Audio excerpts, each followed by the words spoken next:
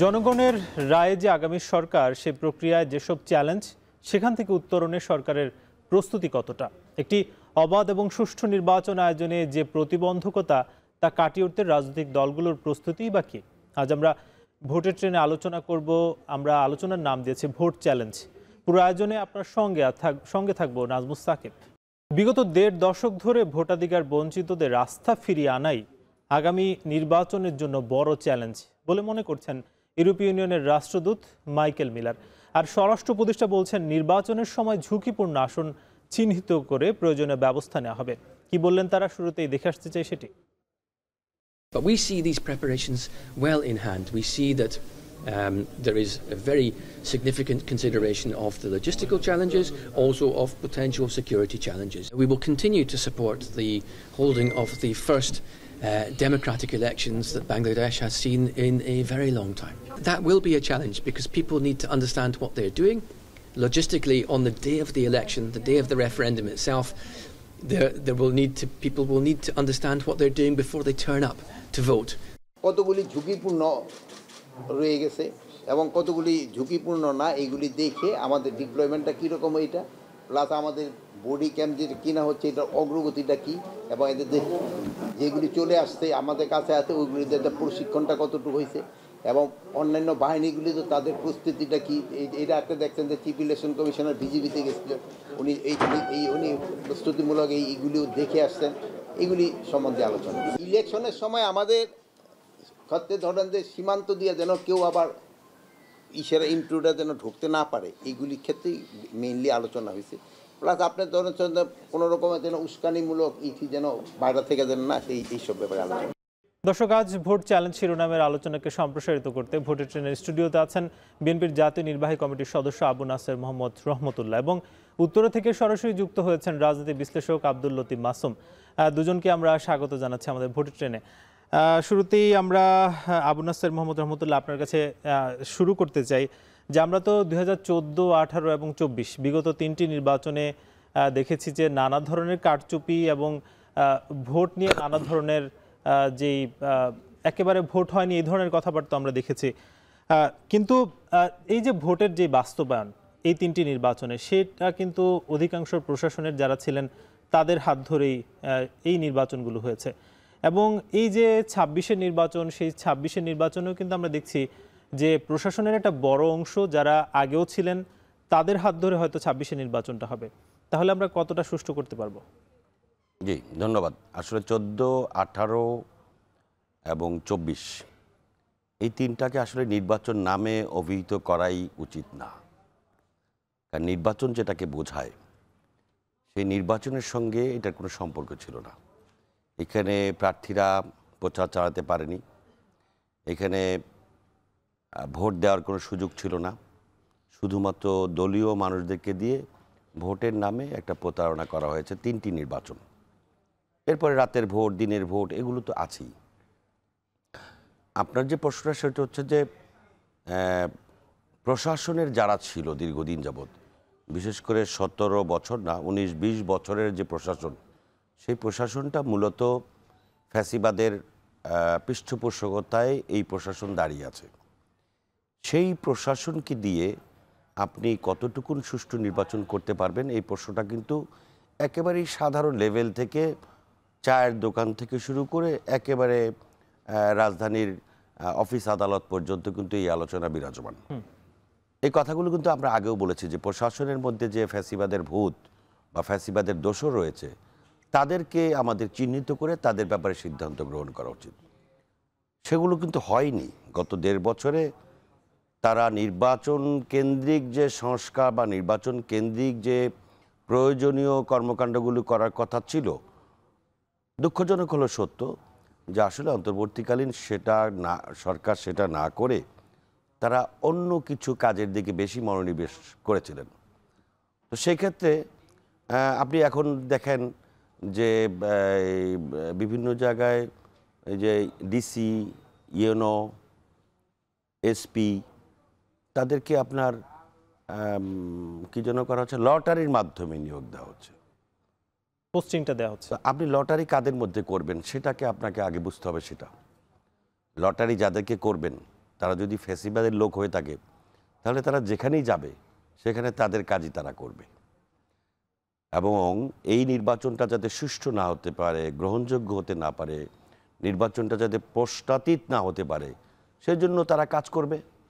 So আমার কাছে মনে হয় যে আগে ক্লিয়ার করার কথা ছিল লটারির আগে, যে কারা কারা সেখানে যাচ্ছে, কারা কারা দায়িত্ব পালন করবেন, তাদের যেটাকে বলে যে এই খতিয়ান চেক করা, তাদের পূর্ববর্তী কর্মকাণ্ডের রেজাল্টটা কি, পূর্ববর্তী কর্মকাণ্ডটা তাদের কী টাইপের ছিল, কি দেশের প্রতি আনুগত্য ছিল না দলের প্রতি আনুগত্য ছিল, তারা কি দেশের মানুষের প্রতি আনুগত্য ছিল না আওয়ামী লীগের নেতাকর্মীদের প্রতি আনুগত্য ছিল, ফ্যাসিবাদের দোসরদেরকে সবসময় সর্বাগ্রে রাখার যে নীতি, সেই নীতিগুলো তারা কতটুকু ফলো করে। সেই সময়টা কি আসলে পাওয়া গেছে এর মধ্যে? হ্যাঁ, সেই সময়টা ছিল, কিন্তু আমার কাছে মনে হয় যে সরকার সেই সময়টাকে কাজে লাগাতে ব্যর্থ হয়েছে। সরকার সেটা না করে তারা আনুষঙ্গিক কিছু কাজ, যেগুলো আপনারা সবাই জানি, এগুলো এখন সমালোচনা করে আসলে খুব একটা লাভ নেই। আমরা তো গ্রামে গঞ্জে রাজনীতিতে যাই, মাঝে মাঝে মানুষের কাছে যাই।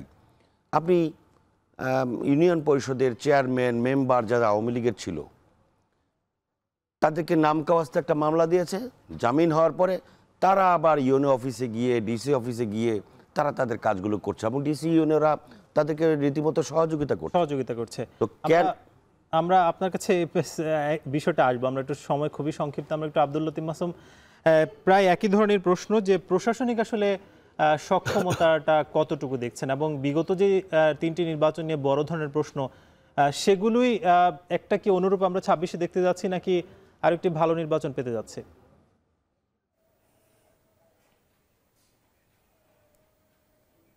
আমি প্রথমেই বলে নেই যে এই সময় খুব অল্প সময়ের জন্য হলেও খালেদা জিয়ার মারাত্মক অসুস্থতা নির্বাচনী ট্রেন্ডকে আপাতত ম্লান করেছে, মলিন করেছে। আমি নির্বাচন ব্যবস্থাকে একটি সিস্টেম হিসেবে মনে করি। আপনারা জানেন যে ইলেকশন একটি সিস্টেম। এই সিস্টেমটিকে আমরা রাষ্ট্রবিজ্ঞানের ভাষায় ইনস্টিটিউশন বলি। Election itself is an institution. এই ইনস্টিটিউশনকে আওয়ামী লীগ সরকার তছনছ করে দিয়েছে, ভেঙে চুরমার করে দিয়েছে। সেখানে যে কথাটি ইউরোপীয় ইউনিয়নের পক্ষ থেকে বলা হয়েছে, সেইটি আজকে বড় সংকট, অর্থাৎ আস্থার সংকট। সাধারণ মানুষ থেকে শুরু করে রাজনৈতিক নেতৃবৃন্দ এবং সিভিল সোসাইটির সদস্যরা মনে করেন যে এই নির্বাচনটি একটি আস্থার সংকটের পরীক্ষায় অবতীর্ণ হবে।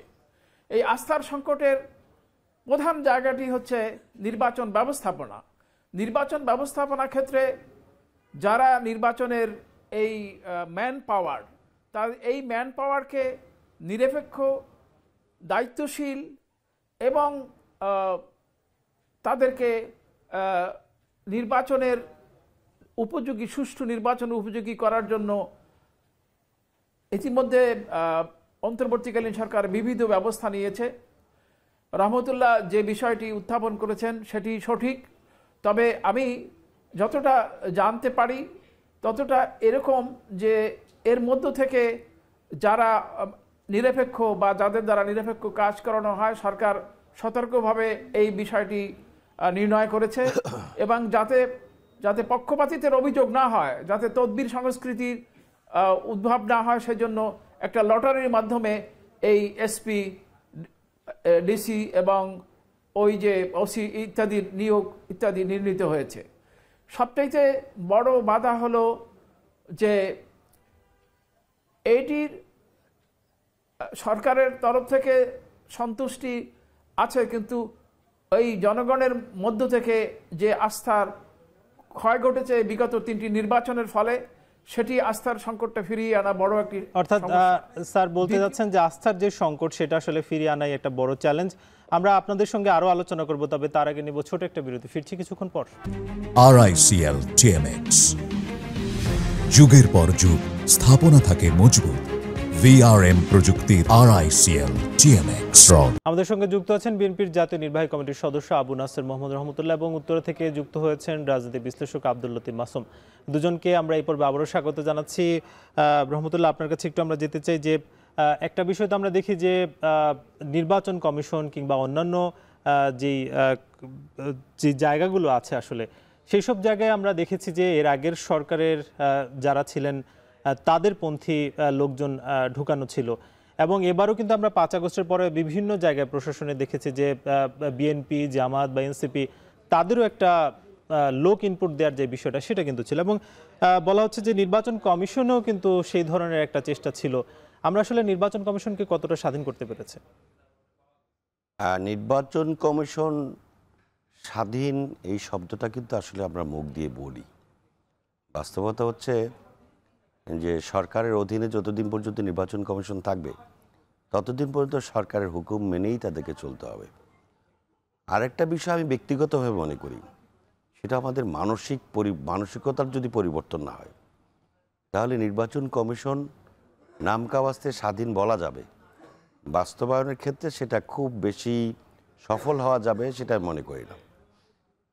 আপনি ঠিকই বলেছেন যে আগের বার বিভিন্ন সরকার যখন ক্ষমতা থাকে তখন তাদের লোকদেরকে নিয়োগ করে যাতে করে নির্বাচন কমিশন তাদের কথা উঠবে বসবে, কিন্তু অন্তর্বর্তীকালীন সরকারের কথা আমি আবারও বলবো যে তারা কিন্তু এবার খুব ভালোভাবে নির্বাচন কমিশনকে স্বাধীন করার ক্ষেত্রে যা যা প্রয়োজনীয় পদক্ষেপ এটি কিন্তু তারা নিতে পারত, কিন্তু তারা ওই যে বললাম যে তারা অন্য কিছু নিয়ে সময় কাটিয়েছে এবং অন্য কিছুর প্রতি বেশি গুরুত্ব দিয়েছে, অথচ সবচেয়ে বেশি গুরুত্ব দেওয়া দরকার ছিল বাংলাদেশের নির্বাচন ব্যবস্থাকে ঢেলে সাজানোর ক্ষেত্রে। বাংলাদেশের নির্বাচন ব্যবস্থাকে কেউ যাতে প্রভাবিত না করতে পারে, বাংলাদেশের নির্বাচন কমিশন যাতে প্রকৃত অর্থেই স্বাধীন হয়, বাংলাদেশের নির্বাচনকে আর কেউ কোনোদিন যাতে কুক্ষিগত করতে না পারে, বাংলাদেশের নির্বাচন ব্যবস্থা নিয়ে আর কেউ যাতে কোনোদিন কোনো প্রশ্ন তুলতে না পারে, আঙ্গুল তুলতে না পারে, সেই সময়টার সেই বিষয়গুলোর দিকে অন্তর্বর্তীকালীন সরকারের অনেক বেশি গুরুত্ব দেওয়া দরকার ছিল। সেটা করলে অন্তর্বর্তীকালীন সরকার ইতিহাসে আরও সুনামের সঙ্গে তাদের মর্যাদা ধরে রাখতে পারত। ছোট করে একটু জানতে চাই যে আমরা তো দেখি যে আপনারা পিআর সিস্টেমটা চাচ্ছেন না, আবার বিএনপি কিংবা এনসিপি তারা পিআরের কথা জামাত এবং এনসিপি, সেক্ষেত্রে যে রাজনৈতিক অনৈক্য সেটা কি নির্বাচনের আগে যে অনৈক্য সেটা কি নির্বাচনকে প্রভাবিত করতে পারে? ছোট করে জানতে চাই।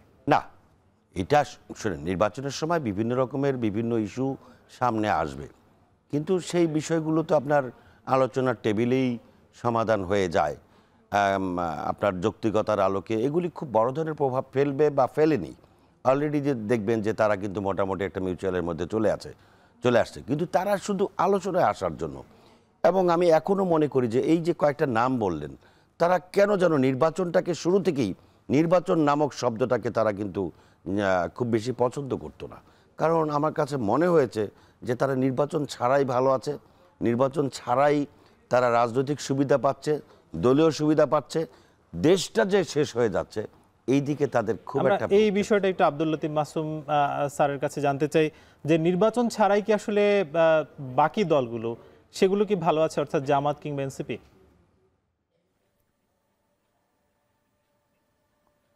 আমি আপনাকে প্রথমেই বলেছি যে একটা আস্থার সংকট আছে আর কি।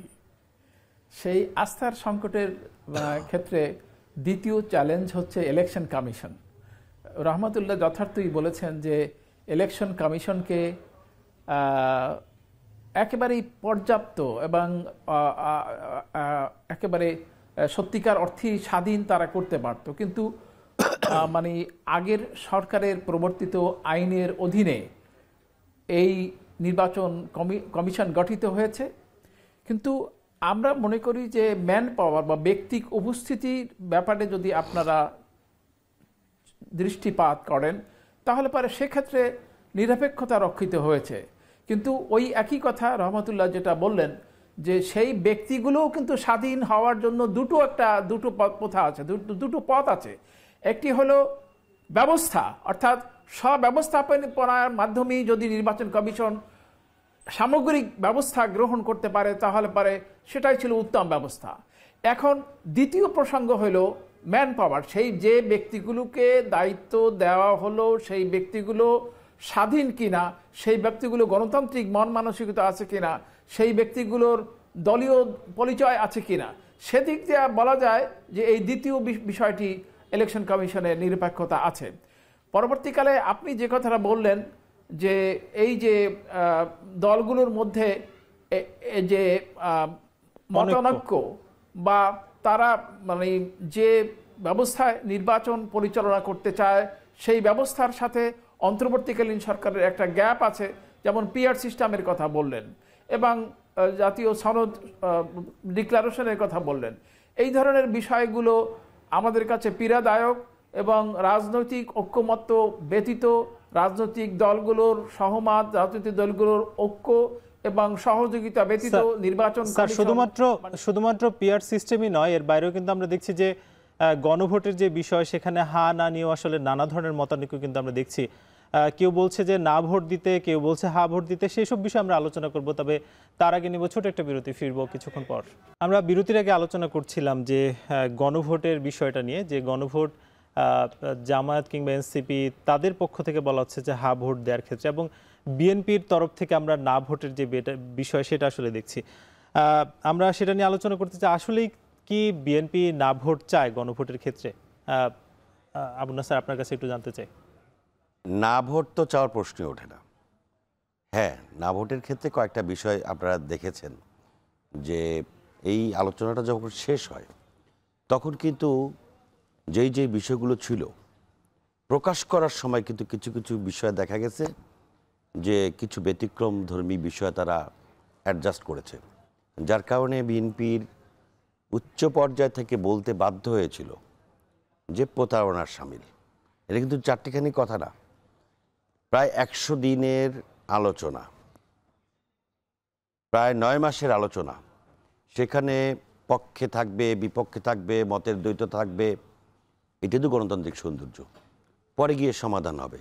আপনি খুব সাংঘাতিক একটা বিষয় আপনি দেখবেন যে নায়ের পক্ষে তো প্রশ্নই ওঠে না, বরং এই যে হ্যাঁ না গণভোটটা, এটার ক্ষেত্রে বিএনপির প্রস্তাব ছিল জাতীয় নির্বাচনের পরে হোক। কয়েকটা দলের প্রস্তাব ছিল জাতীয় নির্বাচনের আগে হোক। এরপরে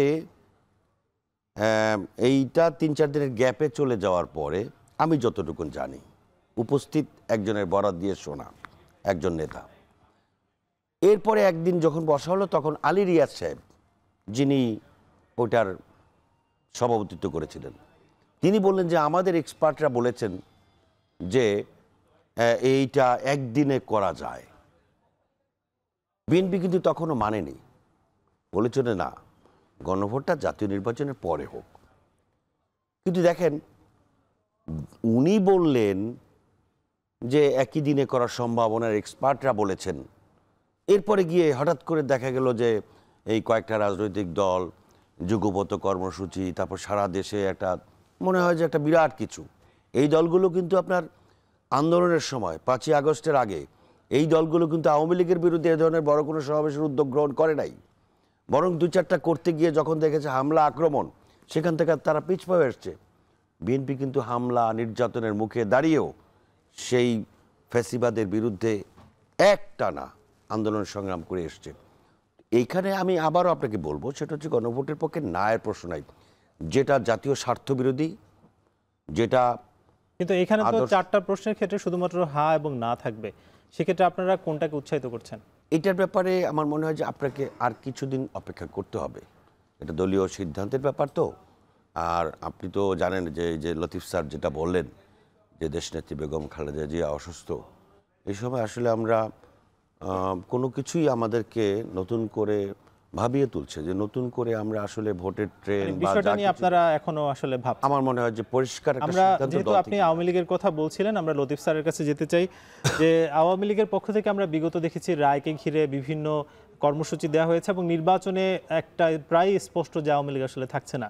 সেক্ষেত্রে আওয়ামী লীগ যেহেতু থাকছে না, তারা নির্বাচনটা কি হতে দিবে কিনা এবং সরকারের যে পদক্ষেপ সেটা কি আপনি দেখছেন কিনা ঠিকঠাক মতো? আপনি যথার্থভাবেই একটা বড় বিষয় চিহ্নিত করেছেন। আমি হার্ড চ্যালেঞ্জ হিসাবে এটাকে রেখেছিলাম আমার প্রথম বক্তব্যে। আমি আস্থার সংকটকে প্রথম, তৃতীয়ত ম্যানেজেরিয়াল ক্যাপাসিটিকে দ্বিতীয়, এবং এই যে আওয়ামী লীগের অসহযোগিতা বা আওয়ামী লীগ নির্বাচনকে বানচাল করার জন্য যে নাশকতা করবে, সেটি বড় ধরনের একটি শঙ্কা নির্বাচনকে ঘিরে। আজকে একটি জনপ্রিয় পত্রিকায় একটি বড় ধরনের প্রতিবেদন এসেছে যে আওয়ামী লীগ নির্বাচনের পূর্বাহ্নে অন্ততপক্ষে 36টি কনস্টিটিউয়েন্সিতে তাদের সীমান্ত পার্শ্ববর্তী সীমান্ত নিকটবর্তী যে কনস্টিটিউয়েন্সিগুলো আছে, আবার বিশেষ করে গোপালগঞ্জ বা পটুয়াখালীর মতো বিভিন্ন জায়গায় যেখানে তাদের স্ট্রং হোল্ড আছে, তো সেখানে তারা নির্বাচনকে বানচাল করার জন্য বিভিন্ন ধরনের চেষ্টা করবে। চেষ্টার মধ্যে এই নির্বাচন যাতে না হয়, মানুষ যাতে পার্টিসিপেট না করে, সেজন্য তারা ভীতি প্রদর্শন, বোমা নিক্ষেপ, জ্বালাও পোড়াও ইত্যাদি ব্যবস্থাটি করতে পারে। এবং তারা অন্য কৌশল, অন্য দলের ঘাড়ে চেপে বসে নির্বাচনকে প্রতিহত করারও চেষ্টা করতে পারে। এই বিষয়টি অত্যন্ত গুরুত্বপূর্ণ। এবং অর্থাৎ স্যার বলতে যাচ্ছেন যে আওয়ামী লীগ নিয়ে যে শঙ্কা, সেটা কিন্তু আপনি এখনো দেখছেন। আমরা একেবারে শেষ পর্যায়ে আজকের মতো আমাদের আলোচনাটা শেষ করা লাগছে। আব্দুল লতিফ মাসুম স্যার এবং আবু নাসের মোহাম্মদ রহমতুল্লাহ, অসংখ্য ধন্যবাদ আমাদেরকে সময় দেওয়ার জন্য। আমরা নিচ্ছি ছোট একটা বিরতি, ফিরবো কিছুক্ষণ পর। যেতে চাই প্রান্তিক অঞ্চলে, জানতে চাই ভোট চ্যালেঞ্জ নিয়ে কি ভাবছেন তারা। পঞ্চগড় থেকে যুক্ত হচ্ছেন সহকর্মী লুৎফর রহমান।